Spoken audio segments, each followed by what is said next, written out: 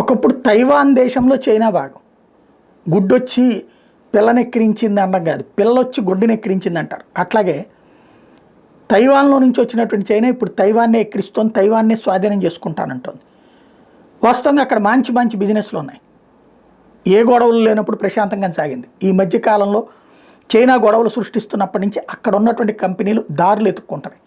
అందులో కొన్ని వియత్నాం దారి పెట్టినాయి, భారత్ కూడా వస్తామన్నాయి, కానీ ఇంకా పూర్తి స్థాయిలో కాన్సన్ట్రేషన్ అవ్వలేదు.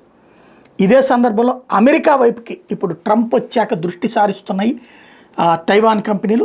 తాజాగా $100 బిలియన్ సంబంధించినటువంటి పెట్టుబడులు తైవానీస్ చిప్ మేకర్ అమెరికాలో పెట్టడానికి సిద్ధపడటం అన్నటువంటిది చాలా కీలకమైనటువంటి విషయం. ఏదైతే సెమీ కండక్టర్ చిప్స్లో తైవాన్ అన్నది కీలకమైనటువంటి స్థావరం, అది కాస్త ఇప్పుడు అటువైపు పోతుంది, అమెరికా వైపుకి.